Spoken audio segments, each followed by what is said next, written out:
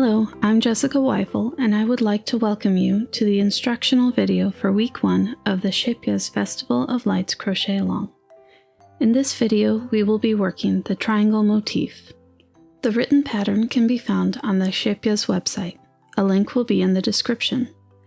If you haven't already, I recommend watching the introductory video. It covers materials, some tricks for staying organized, and a little bit about my inspiration when designing this blanket.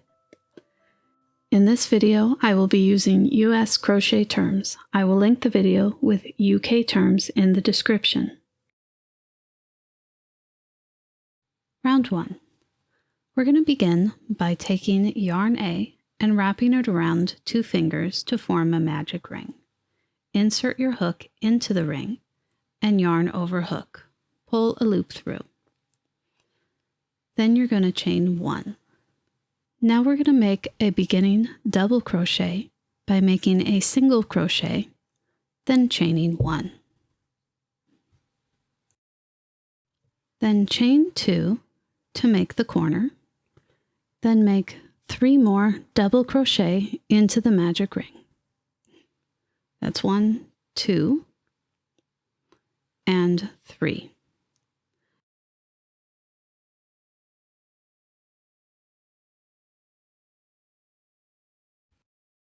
Treble crochet,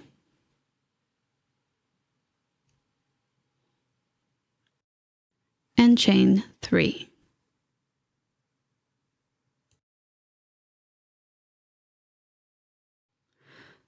Now we're going to make the side corner of the triangle by working into the back bump of the 3rd chain from the hook. This is the front and back loops of the chain, and this is the back bump.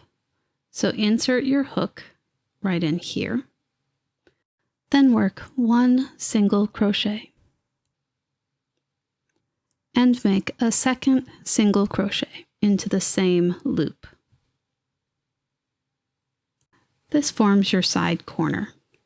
There's a tiny little 2-chain corner space here that can be a little hard to find in future rounds. If you'd like, you can mark it with a stitch marker or a scrap piece of yarn.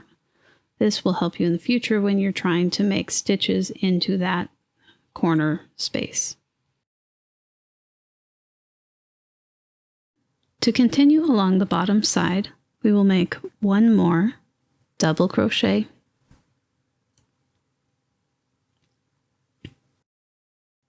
3 more single crochet, 1, 2, 3, and 1 more double crochet.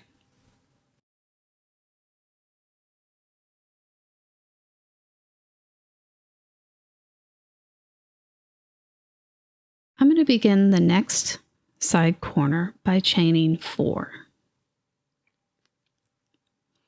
Then I'll show you a trick for marking this corner a little easier. I'm going to place the stitch marker around my chain before I actually make the next stitch and just hold it up close to my hook. Now we're going to make a single crochet 2 together, working in the back bumps over the 3rd and 4th chain from the hook. We'll start by inserting our hook into the 3rd chain from the hook in the back bump.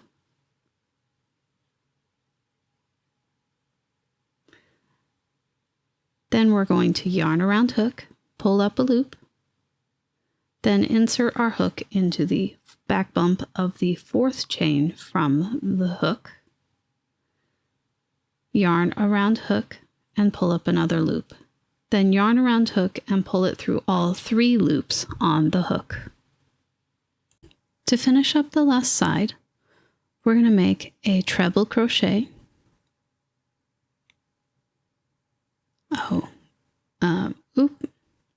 Let me try that again.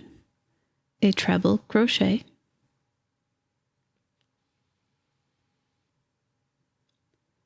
and then 2 double crochets, 1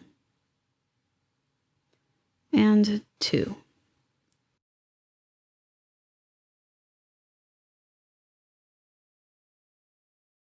Finally, we're going to tighten up the magic ring by giving that starting tail a gentle pull until the circle closes all the way.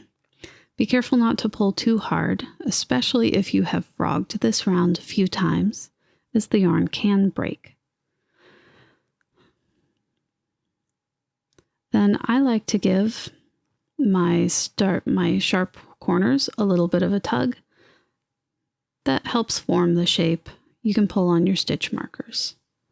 Before fastening off, this is a good time to double check the stitch count. There should be 5 single crochets, 8 double crochets, 2 treble crochets, 1 single crochet 2 together, and 3 corner 2 chain spaces. Now, if you have the Organicon kit, I'll show you a way to carry the yarn between rounds at the end of the video. Otherwise, you'll want to begin your needle join by cutting the yarn, leaving a nice long tail so that you can weave in the yarn later.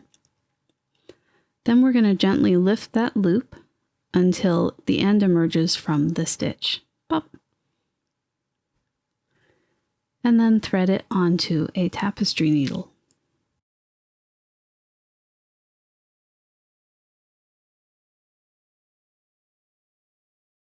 Skip the next stitch, which is your beginning stitch in this case, and insert the needle from front to back under both loops of the following stitch.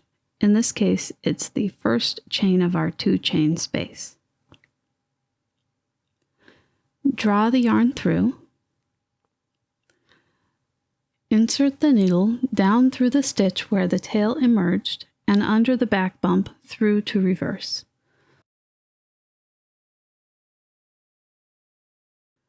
Then pull the yarn until you make a false stitch identical in size on top.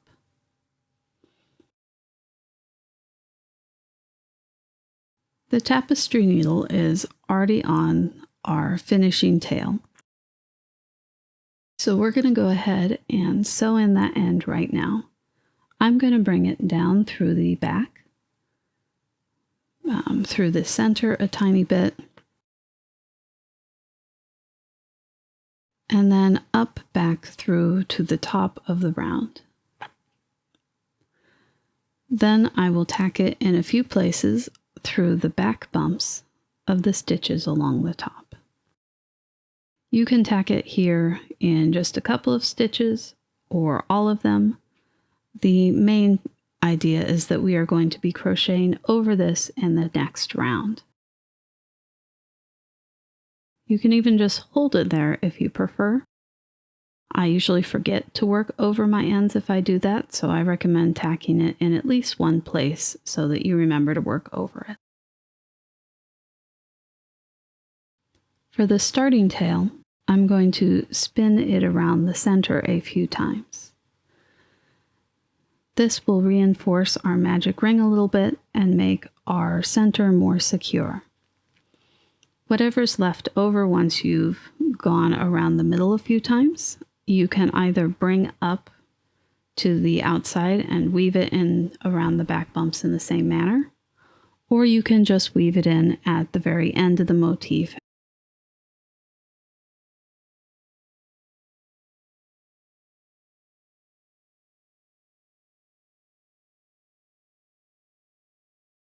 Round 2. Round 2 begins with a standing half double crochet.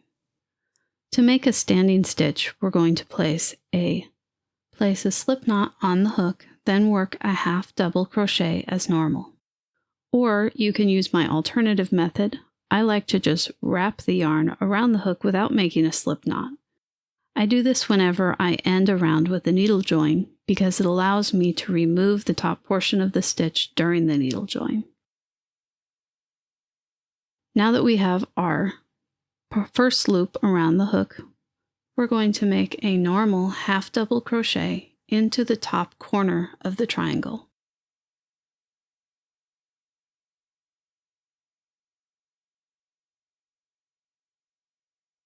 Now we will chain 2 to form the corner, and then make 2 more half double crochets into the same corner.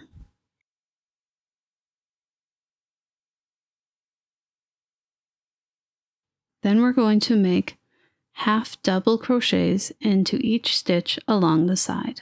That's 1, 2, 3,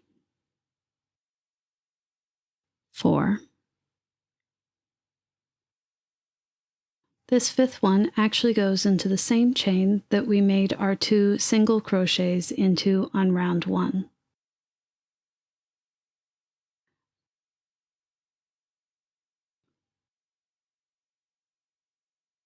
Then in our first side corner, we're going to make 2 half double crochets.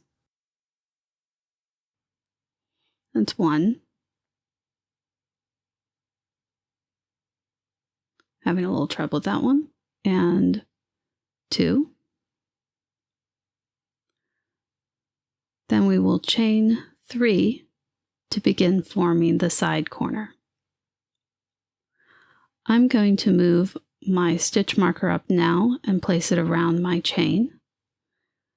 That way my corner space is already marked when I form it. In the back bump of the third chain from the hook, we're going to make 1 single crochet. Now we have that corner formed. And then we will make 2 more half double crochets.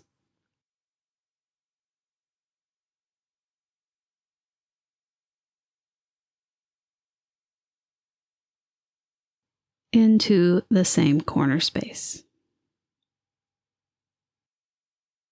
Along the bottom, we will be making 9 half double crochets. That will be 1 in each stitch along the bottom side.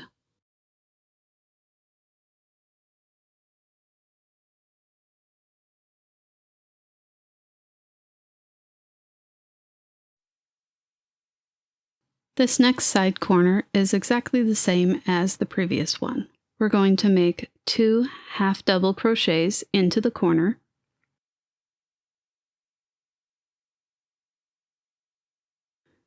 Then chain 3.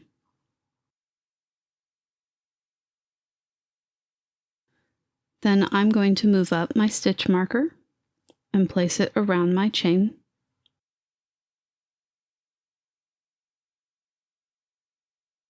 Then make 1 single crochet into the back bump of the third chain from the hook. Back bump is right here.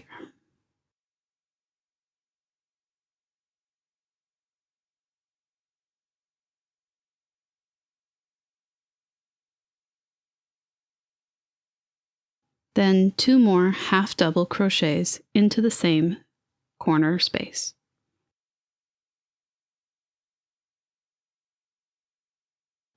Then make half double crochets all along that remaining side.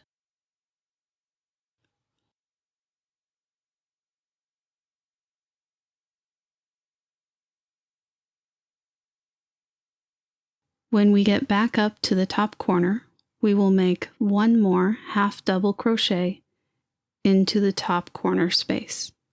This is the one that I tend to forget if I'm going to make a mistake on this round.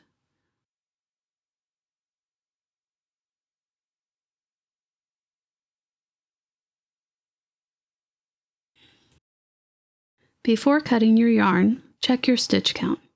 You should have 2 single crochets, 31 double crochets, and 3 corner 2 chain spaces.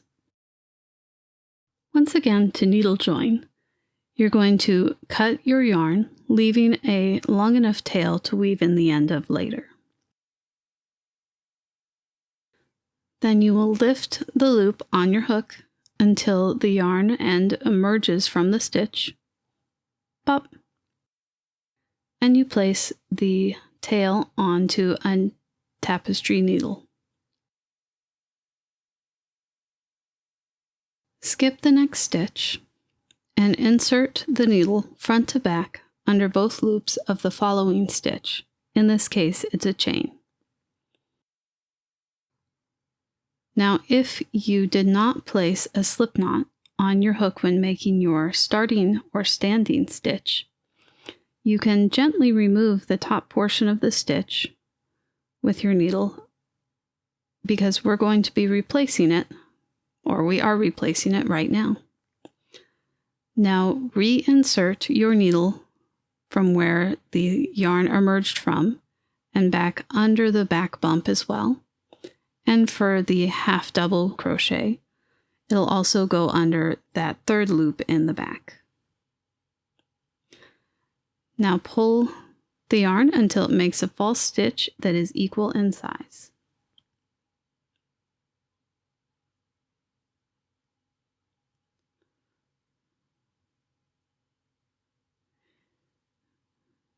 In the back, we can crisscross our yarns. And again, since our end is already on our needle, I'm going to weave this through a couple of stitches in the back loop only so that I can crochet over it on the next round.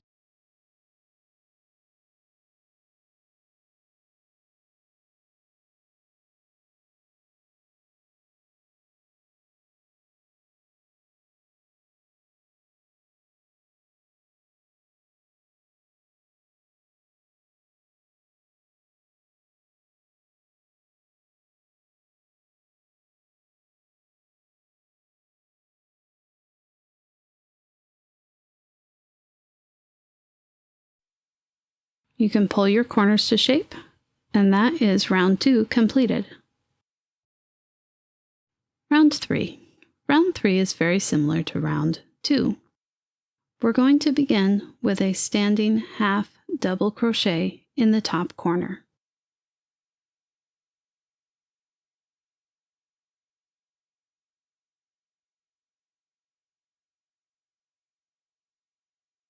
Chain 2 to form the top corner space.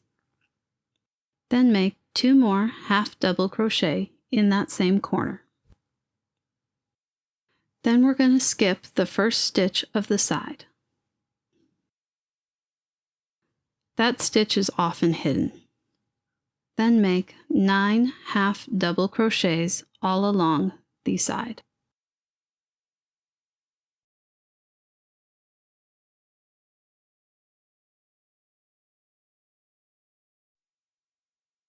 When we get to the next corner, make 2 half double crochets into the corner space.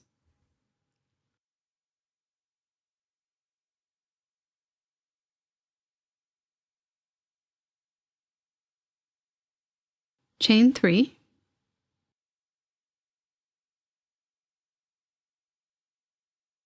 If you'd like, you can move your stitch marker up now if you're using one.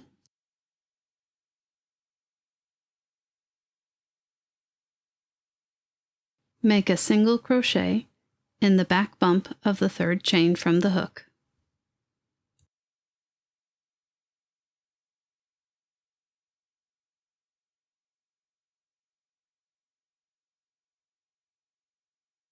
Then make 2 more half double crochets into the side corner space. Once again, skip the first stitch of the side. Then make 14 half double crochets along the bottom side.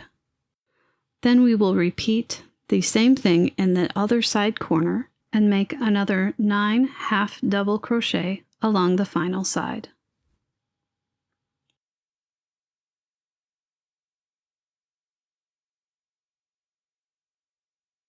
When we get back up to the top corner, don't forget that last half double crochet in the same top corner space.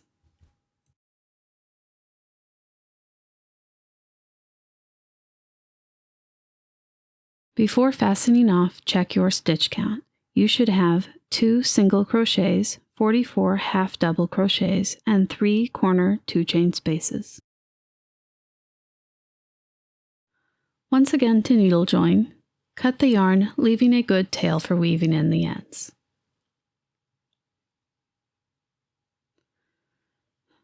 Lift the loop until the end emerges from the stitch. Pop. Then thread the end onto a tapestry needle. Skip the first stitch and insert the needle front to back under both loops through the following stitch. If you did not make a slip knot on your standing stitch, you may remove the top portion of the stitch by gently lifting it. Reinsert your tapestry needle through where your yarn emerges and under both of the back bumps. Pull the yarn through and adjust to make a stitch of equal size. In the back, we can crisscross these ends and then take a minute to sew them or weave them along the top through the back loops so that you can crochet over them in the next round.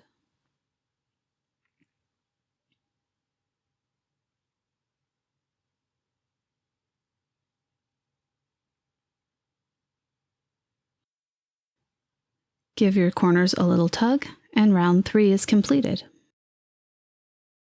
Round 4.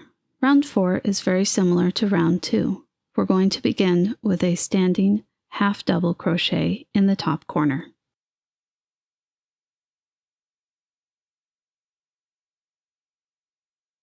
Chain 2.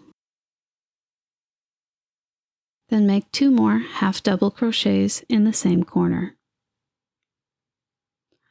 Don't skip the first stitch and make a half double crochet into each stitch along the side.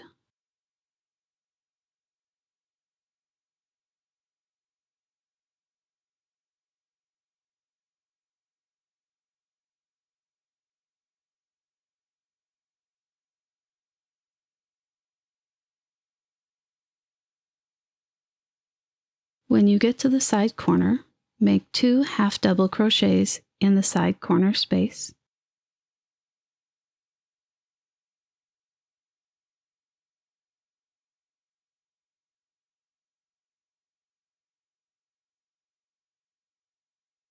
Chain 3. I'm going to move up the stitch marker now and place it around the chain. Then make 1 single crochet in the back bump of the third chain from the hook.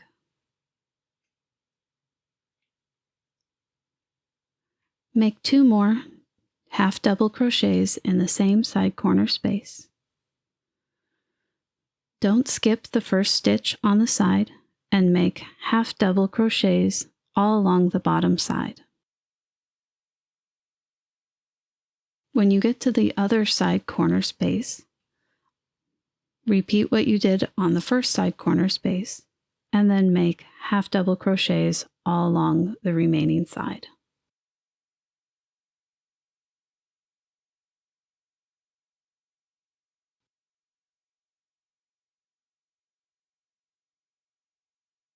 Once you're back up at the beginning, don't forget that last half double crochet in the top corner space. Before fastening off, check the stitch count. There should be 2 single crochets, 60 half double crochets, and 3 corner 2 chain spaces.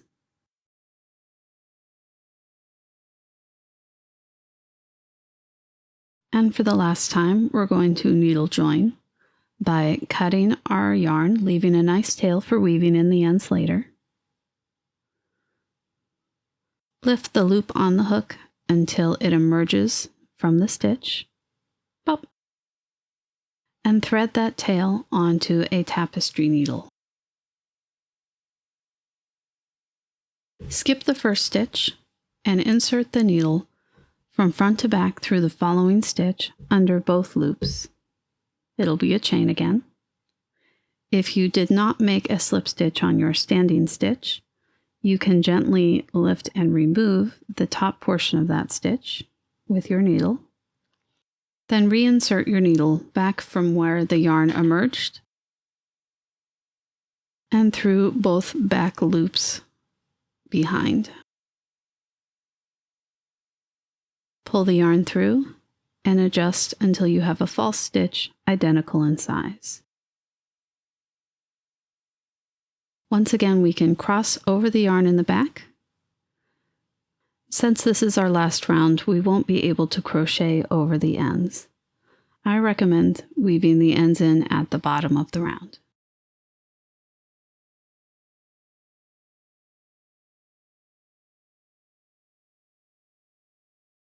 For the Organicon version of the blanket, all triangles alternate between two colors. If preferred, the colors may be carried between rounds instead of cutting and fastening off each round.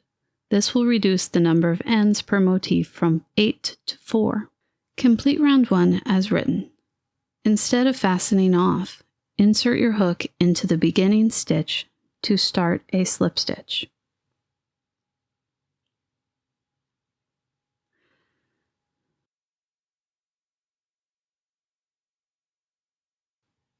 Drop yarn A to the back and pick up yarn B.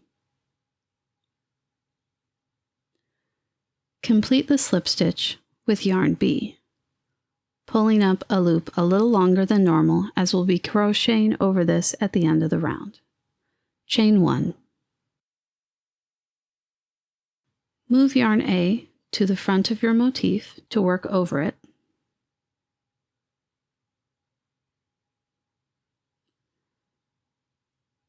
Make 1 half double crochet into the top corner space, working over yarn A. Drop yarn A to the back of the motif and don't work any more stitches over that yarn. Complete round 2 as written up to fastening off.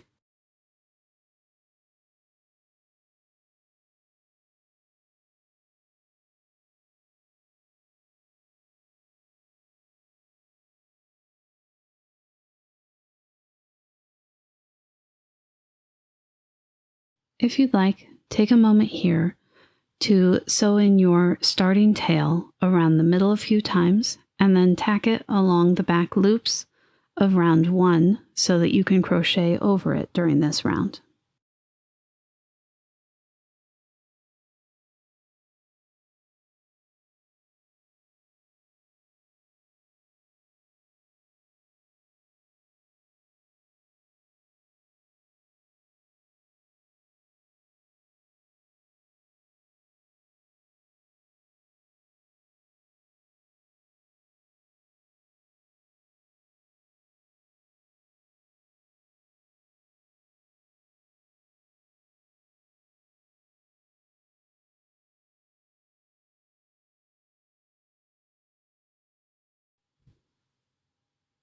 When we get to the end of round 2, we'll be working our last stitch over the long chain that we made at the beginning of the round.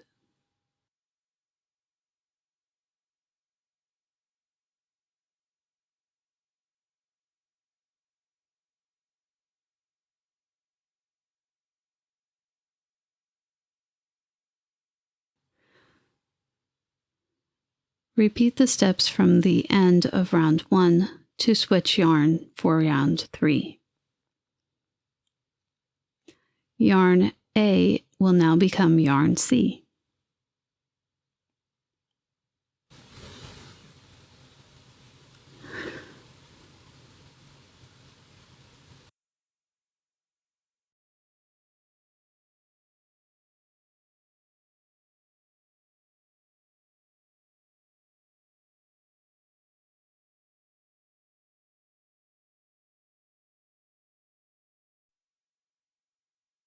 When you've completed your 1 chain, if you'd like, you can take a moment to sew in the starting tail of yarn B so that you can crochet over it this round.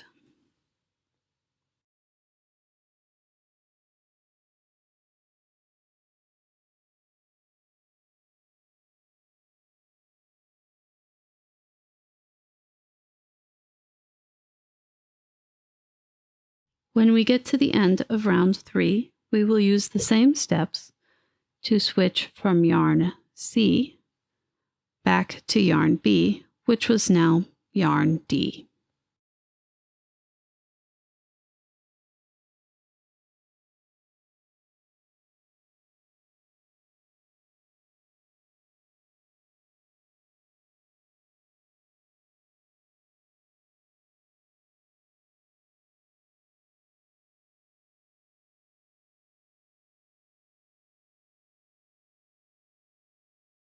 However, we are now finished with yarn A or yarn C, so we can work over that yarn for the remainder of the round. If you'd like, you may cut it and weave in the ends along the back loop. This way, when we get to the very end of the motif, we will only have one end to deal with.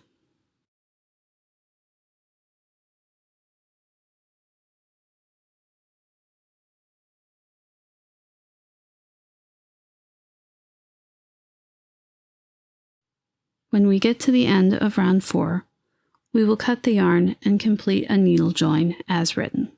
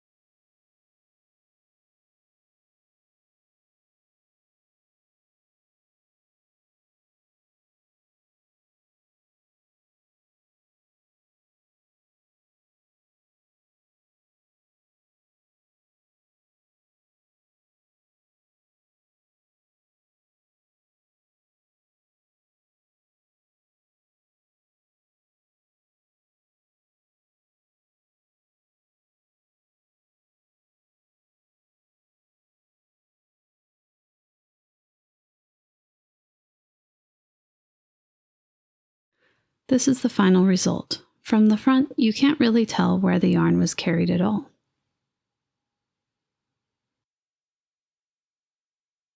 From the back, you might see these tiny little bits of color where we have carried the yarn, but overall they're not particularly noticeable. So that is the alternate way to complete the triangle motif if you are alternating colors. If you would like to test gauge in a single color or are making up your own colorway and would like to make the motifs in a single color, you can follow these instructions without switching yarn. For this project, we will not be making a specific gauge swatch. Instead, the measurements for each motif will be provided. The triangle motif, when completed before blocking, should measure 10.5 to 11 centimeters along the bottom side and 6.5 centimeters from the top corner to the center of the bottom side. I tend to pull on the pointy corners when I am making my triangles. This makes my point-to-point measurements a bit larger.